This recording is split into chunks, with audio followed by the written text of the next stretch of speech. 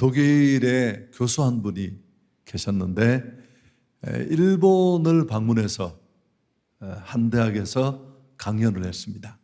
그분은 예수를 믿는 기독인이었는데요. 이제 이분이 교수님이 강연을 마치자 한 학생이 교수에게 질문을 했습니다. 교수님, 기독인이라고 하는데 기도하십니까? 그러자 교수는 네, 기도합니다. 그럼 보통 얼마 정도 기도하십니까? 이렇게 물으면 좀 결례긴 한데, 그러자 그분이 짧게는 10분, 좀 길어질 때는 30분 정도 합니다. 학생이 다시 물었습니다. 도대체 어떤 내용으로 기도하시기에 그렇게 시간이 걸립니까? 교수가 뭐라고 대답을 했느냐 하면, 나는 주님이 가르쳐 주신 주기도문으로 기도합니다. 어떤 때는 30분도 모자랄 때가 있습니다. 그렇게 얘기했다고 합니다. 오늘 제가 주기도를 좀 얘기하려고 하거든요. 여러분, 대부분 이 주기도문을 알고 있고 우리가 외우고 있어요. 그 내용이 매우 간단해서 2, 3분이면 2, 3분이 뭡니까? 1분 안에 해결할 수 있죠. 그렇지만 이 주기도문 안에 우리가 머물고자 할 때, 그 내용을 충분히 이해하고 인식하려고 할 때는 30분의 시간도 모자랍니다. 예수님이 가르쳐 주신 기도잖아요. 주기도문은 누구나 알고 있고 또 우리에게는 아주 익숙하고 친근한 기도입니다. 한국 교회는 과거에, 최근은 이런 경향이 좀 적습니다만은 예배를 마감할 때, 또 사적 모임을 폐할 때 이 기도를 많이 사용하기도 했습니다. 너무 친근하고 또 암송하고 있기에 내용을 가볍게 여깁니다. 그러나 사실은 알고 보면 등잔 밑이 어둡다는 우리 말처럼 심오하고 깊은 내용을 담고 있습니다. 잘 모르고 그냥 피상적으로 따라하기가 너무 쉽죠. 마틴 루터가, 개혁자 루터는 아주 유명한 말을 했는데요. 주기도문은 최대의 순교자다. 뜻도 모르고 그저 외우고 나 잘하는 기도야, 간단한 내용 뻔한 거 아니겠어, 그렇게 진정한 의미를 모르는 채 주기도문을 반복하면 그때 주기도문은 순교한다는 거죠. 주님이 가르쳐 주신 기도를 좀 묵상하고 싶은데, 그 이유가 뭐냐면 10월에 우리 금요 성령 집회 주제가 기도로 사는 삶입니다. 또 제가 시작의 문을 열게 되었는데, 이런 주제로 좀 이 주님의 주기도문을 우리가 묵상하면서 답을 찾았으면 합니다. 믿음이 초보를 벗어나서 조금 깊어지면 이 주님의 기도가 그렇게 간단한 기도가 아니라는 것을 눈뜨게 됩니다. 짧고 쉽고 단순하지만 결코 수준이 낮은 기도는 아닙니다. 기도의 표준이고 기도의 모델이라고도 합니다. 사실 이 표현은 저는 정확하게 표현한 설명이라고 받아들이긴 좀 어렵습니다. 마커스 다드라는 분의 신학자의 얘기인데요. 주기도문은 어머니 무릎에서 배운 것이지만 그 말의 뜻을 충분히 알려면 한평생이 걸리고 그 기도의 응답이 다 되려면 영원까지 걸린다. 여러분의 표정은 별로 안 좋습니다만 내용은 알아들었겠죠. 어머니 무릎에서 배우고 알게 되었지만 그 뜻을 충분히 알려면 평생이 걸리고 그 기도 응답이 다 되려면 영원까지 걸린다. 자, 한번 깊이 들어가지는 못하지만 오늘 제가 이 6월에 맞는 주제의 첫 번째 문을 여는 그 핵심을 딱 찾는 데까지만 들어가 보겠습니다. 우선 좀 딱딱할 수 있지만 첫 번째, 어떤 배경에서 우리가 신앙생활 하려면 적어도 주기도가 어떤 배경에서 만들어졌는지는 좀 알아야 되겠죠. 예수님의 제자 가운데 한 명이 어느 날 예수님을 찾아옵니다. 그리고 기도를 가르쳐 달라고 요청합니다. 자, 누가복음 11장 1절 같이 한번 읽을까요? 예수께서 한 곳에서 기도하시고 마치심에 제자 중 하나가 여짜오되 주여 요한이 자기 제자들에게 기도를 가르친 것과 같이 우리에게도 가르쳐 주옵소서. 제자 한 사람이 와서 우리에게 기도를 가르쳐 주십시오라는 그 요청을 받고 주님이 너희는 이렇게 기도하라 라고 하시면서 가르쳐 주신 이 요청에 응답으로 주신 것이 주기도입니다. 여러분, 우리는 제자들이 이런 요청을 한 일에 좀 주목할 필요가 있습니다. 제자들은 유대인이었습니다. 누구보다 기도를 잘 알고 있었고 많이 기도하는 분들이에요. 여러분, 시편이 다 기도잖아요. 그리고 그들에게는 카다시라는 짧은 기도문이 있었습니다. 하루에 두세 번 그 기도문을 중심으로 기도했습니다. 너무 기도를 잘 알고 기도가 친근한 그들인데 왜 기도를 가르쳐 달라고 했을까? 기도할 줄 몰라서? 아닙니다. 예수께 기도를 가르쳐 달라고 요구한 것은 그런 의미는 아니었습니다. 좀 설명을 하면 예수님 당시 유대인들은 어떤 생각을 가지고 있었느냐 하면 이 힘든 세상, 유대가 처한 경제적인, 정치적인, 영적 상황이 대단히 암울했습니다. 그래서 이런 모든 상황을 끝내는 길은 메시아 되신 예수님이 빨리 와서 하나님의 나라가 임해야 한다. 이런 기대가 아주 팽배했습니다. 그래서 이런 일이 이루어지려면 먼저 유대인들 우리가 하나님 앞에 나와 회개해야 한다. 좀 깨어있는 그런 경건한 유대인들 사이에는 이런 일들을 기대하고 앞당기려는 영적 회복 운동이 아주 활발하게 일어나고 있었습니다. 자, 그런데 일종의 우리식으로 말하면 부흥운동 같은 것들을 경건한 사람들이 주도했는데 당시 이스라엘에는 이런 운동을 하는 단체들이 우후죽순처럼 늘어났는데 그 중에 하나가 바리새파. 우리는 무조건 바리새인은 때려잡아야 된다고 생각하지만 정말 말씀대로 살려고 했던 분들이에요. 도를 넘어서 그렇지. 회개하고 율법을 칼같이 지켜서 메시아의 도래를 우리가 준비하자. 이런 정신으로 모인 모임이에요. 또 에센파, 약간 신앙을 해야지만 들을 수 있는데 사회 주변에 쿰란이라는 곳에 모여서 성경을 연구하고 역시 회개, 또 율법을 지키기로 다짐하고 결심한 사람들의 모임, 이런 모임도 있었고요. 또 세례 요한을 중심으로 하는 공동체도 있었습니다. 우리가 기억하시잖아요. 회개하라 천국이 가까웠다. 이렇게 외치면서 정말 경건하게 사는 그런 무리들이 있었습니다. 근데 이들은 다 자신들 나름대로의 이해와 소망을 담은 그런 기도문들이 있었다고 합니다. 사실은 그게 기도문이라고 하기보다는 그들 모임과 그들 공동체가 추구하는 이상과 소망을 담은 일종의 비전 선언문이었습니다. 이렇게 자기들 나름대로의 철학과 정신을 담은 그런 기도문을 만드는 게 그 시대의 관행이었는데 예수님도 원래는 세례요한 공동체에 있었잖아요. 뒤에 요한에게 하나님이신 그분이 물 세례를 받고 독립해서 오늘 이렇게 하나님의 나라 운동을 전개하게 되었고 또 추종자들이 따라오게 된 겁니다. 이런 시점에서 좀 길었지만 이런 상황에서 예수를 따라 나선 제자 중 하나가 뭐라고 요청한 겁니까?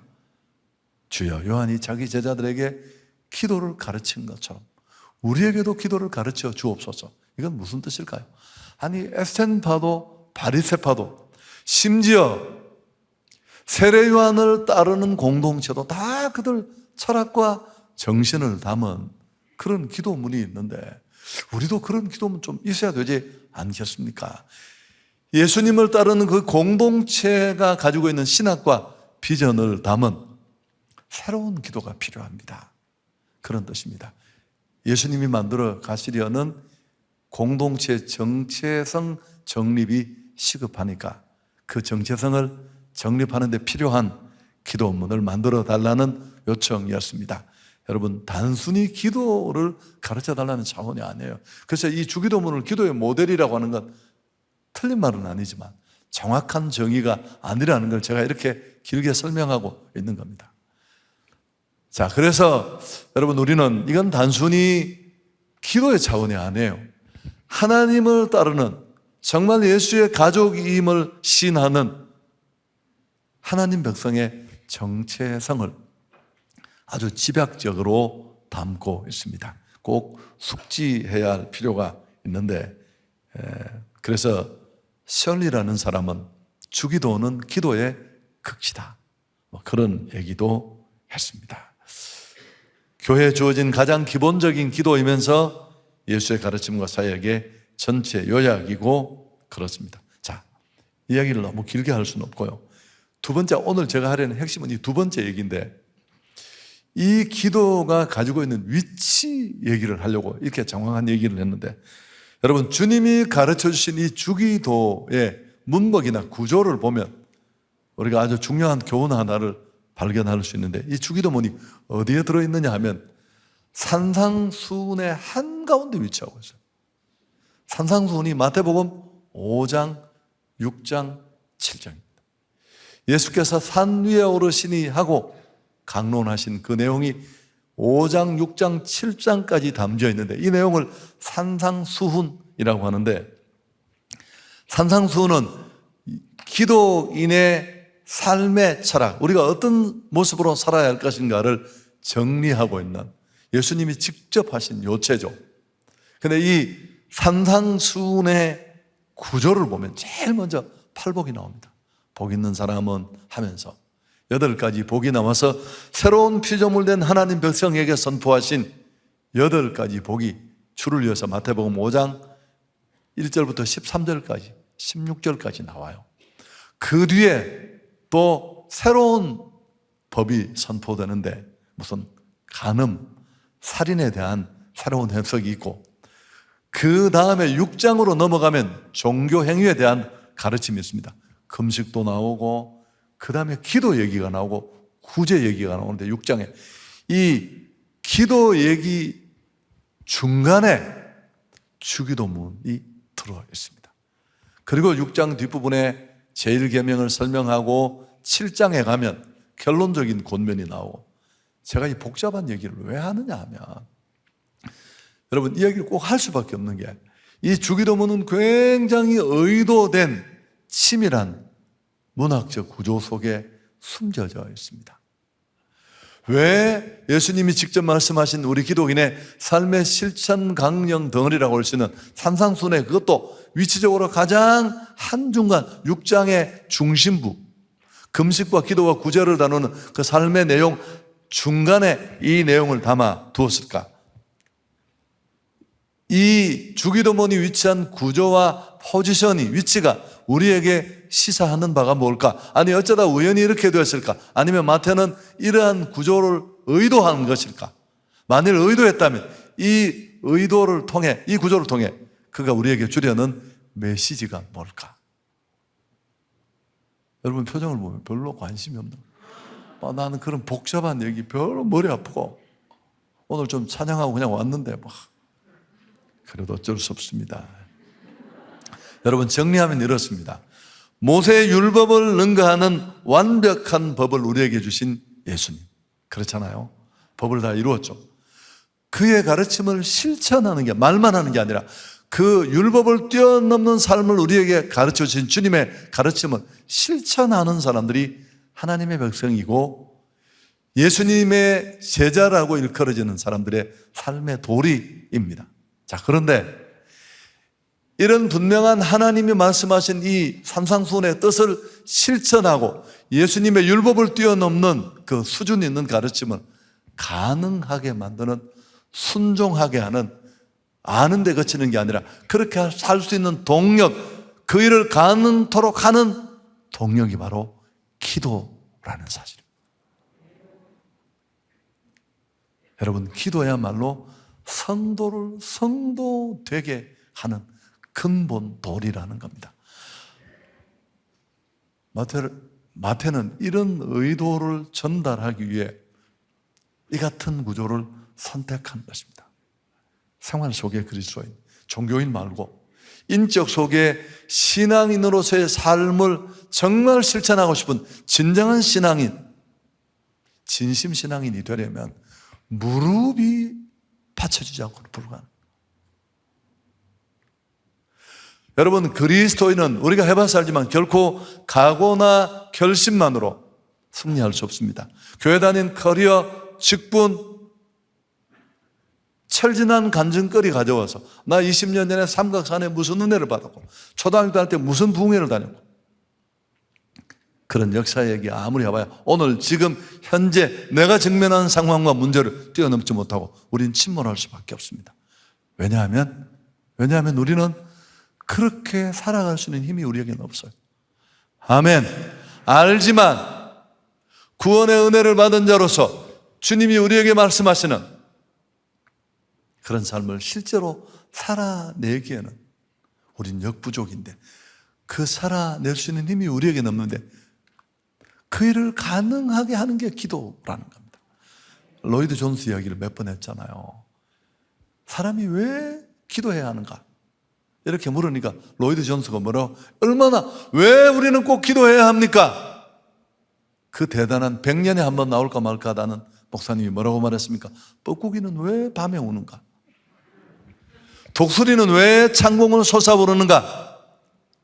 이유는 뻐꾸기는 밤에 울도록 지음을 받았고 독수리는 창공을 향해 날도록 지음을 받았기 때문이다.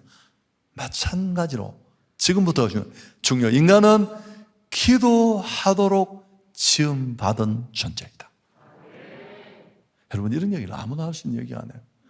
좀 말을 바꾸면 인간은 철저하게 하나님 의존적 존재로 애초부터 만들어졌어요. 주님 손 잡지 않고 주님 이끌어 주지 않고는 한 걸음도 갈 수 없는, 끊임없이 항복에 손을 들고 하나님 나는 길을 모릅니다. 좋은 것도 모릅니다.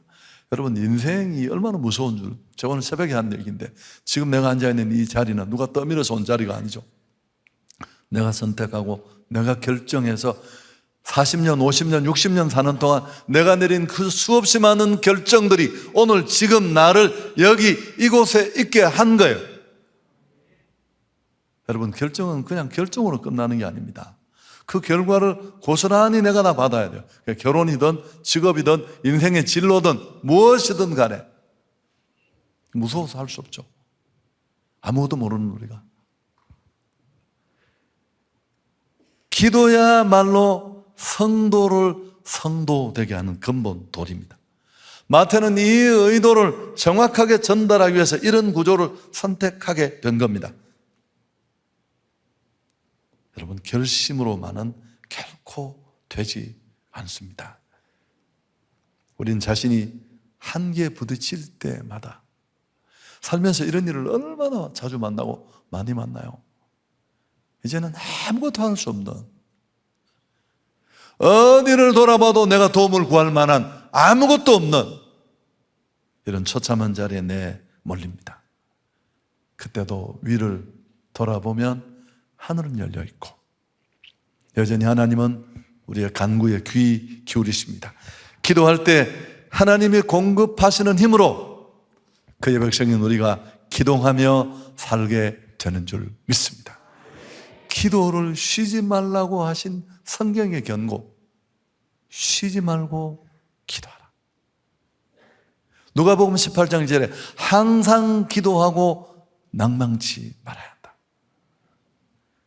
기도가 영혼의 호흡이라는 말, 이게 얼마나 무서운 말이에요. 우린 여사로 숨 끊어지면 끝난 거예요. 기도가 멈춘, 기도가 중단된 그리스도인, 생각은 있고 마음은 뻔하고 말씀은 내 안에 여전히 존재할지 모르지만 그렇게 살 힘이 1도 없어요.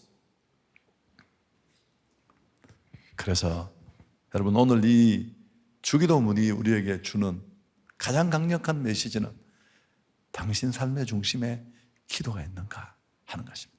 이 메시지를 강력하게 우리 안에 주려고 의도적으로 산상수훈 예수님이 직접 말씀하신 기도인의 실천 강력, 그 가운데 한중간에 딱 이 위치를 해서 기도가 진짜 이런 위치를 차지할 때 내 삶은 하나님의 풍성함으로 넘치게 될 것입니다. 여러분, 기도를 가볍게 여기는 사람치고 승리하는 신앙생활을 하는 경우는 어렵습니다. 10월의 주제를 참 잘 잡은 것 같아요. 기도로 사는 삶. 만일 기도 없이 무언가를 하려고 마음먹는다면 그건 마치 무엇과 같을까요? 호흡 없이 살려는 무모한 짓과 꼭 같습니다. 여러분, 내가 할 수 있는 게 다예요. 자, 여전히 여러분의 표정은 그렇게 밝지 않습니다만 기도가 이렇게 중요하다는 건 너무 많이 얘기했지만 오늘 좀 색다르게 얘기를 했잖아요. 그래서 기도가 내 삶의 우선선이 중심이 있어야 되는데, 그럼 이런 기도의 중요성에 대해서 오늘 주기도문이 주는 교훈을 우리가 깨달았다면, 마태는 이런 예수님의 가르침을 기록하기 전에 오늘 사실 주기도문 앞에 잘못된 기도를 사실 언급했어요. 그걸 조금 제가 터치하고 마치려고 하는데, 두 가지 잘못된 기도의 케이스를 먼저 얘기합니다. 주기도문이 나오기 전에 우선 하나는 유대인의 기도, 정통 유대인의 좀 잘못된 기도, 그리고 또 하나는 이방인의 기도인데, 우리가 이 두 가지를 우리에게 빗대어 적용해 보면 진정성 있는 기도의 패턴을 좀 알 수 있습니다. 첫째, 유대인의 기도는 외식적인 기도를 언급합니다. 유대인들이 그 당시에 어땠느냐 하면 사람들이 많이 모이는 곳에서 떠들썩하게 기도하기를 좋아했습니다. 기도 시간이 정해져서 소리가 나면 기도를 하는데, 일부러 시장 언저리쯤에서 기도 시간에 걸리도록 자기가 시간을 조절합니다. 사람 많은 그 한가운데 손을 들고 약간 금식한 초췌한 얼굴로 막 큰 소리로 기도했습니다. 나 이렇게 밥도 안 먹고 기도 많이 한다. 여러분, 이게 무슨 훈장처럼 자랑처럼 여겨지던 그런 가식이 난무하는 시대였습니다. 그래서 마태복음 6장 5절 같이 한번 읽어볼 거예요. 또 너희는 기도할 때 외식하는 자와 같이 하지 말라. 그들은 사람에게 보이려고 회당과 큰 거리 어귀에 서서 기도하기를 좋아한다. 예수님은 그들을 향해 외식하는 자들이라고 선언하십니다. 왜 그럴까요? 그들의 기도는 하나님을 향해 하는 기도가 아니었습니다.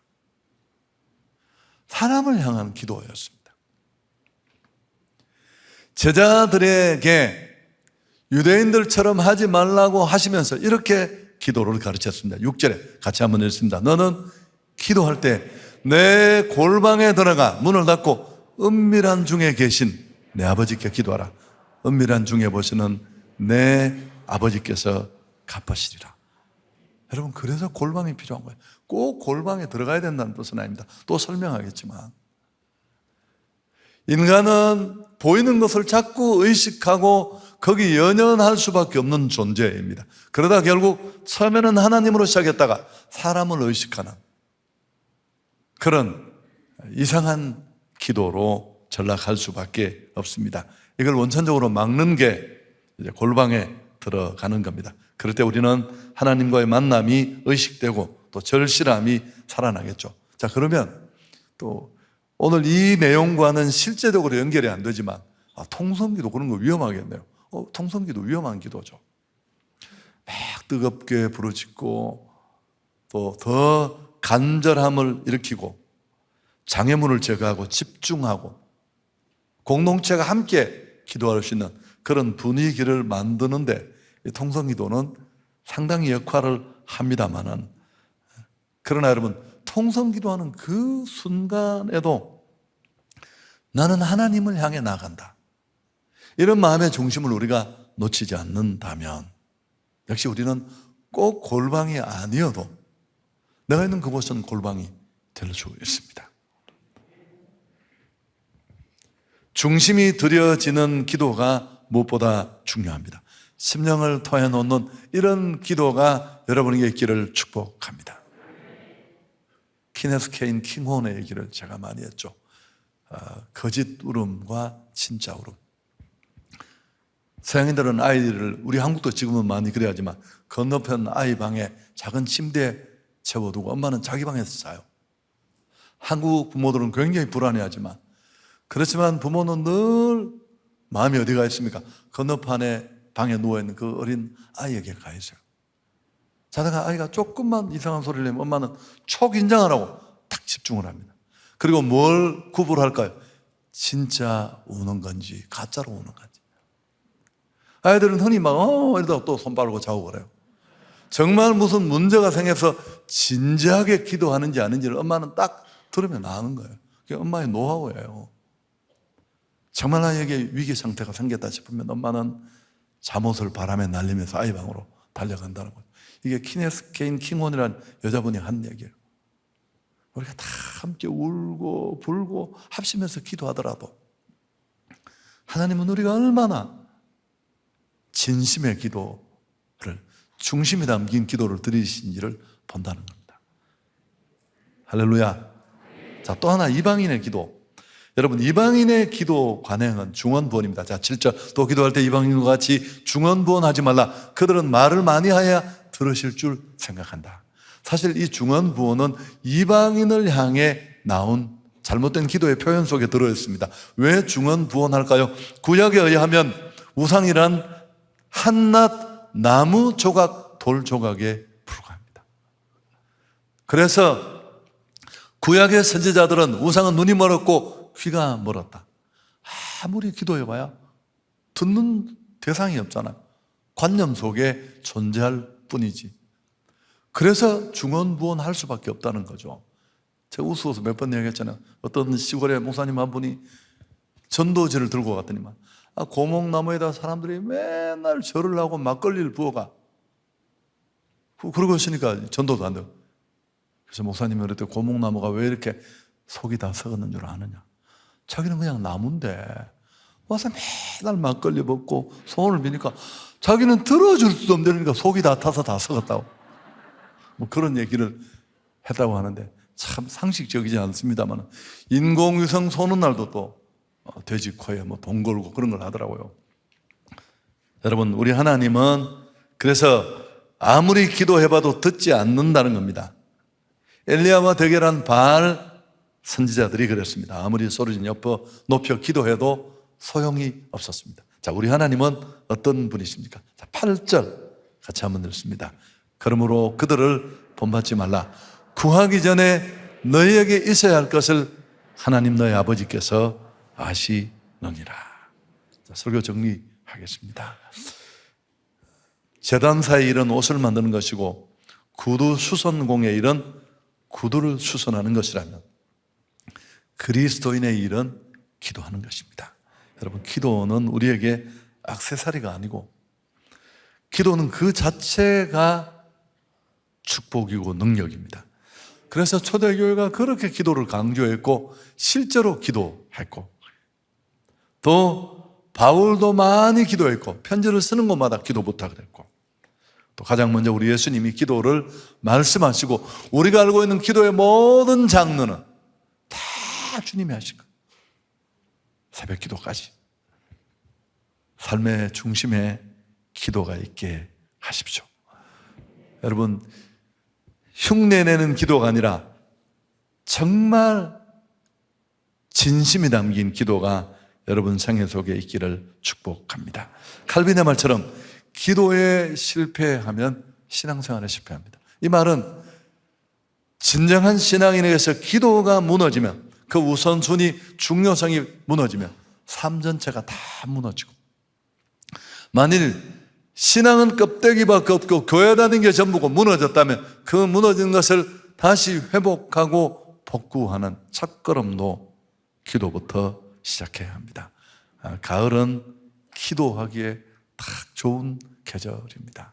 여러분이 지난달에 그 뜨거웠던 기도를 잃어버렸다면 조금씩 회복하면 여러분 운동을 평생 하던 사람은 운동을 6개월 못하고 좀 뼈를 다쳐서 3개월 못해도 한 일주일 해보면 안에 근육이 다 살아있어요.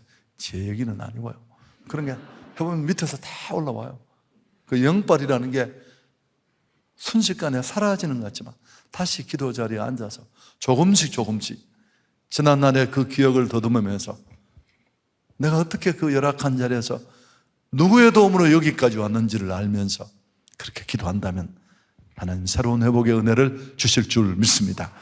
여러분 삶의 중심에 기도가 있게 되기를 축복합니다. 하나님께 영광 돌리겠습니다.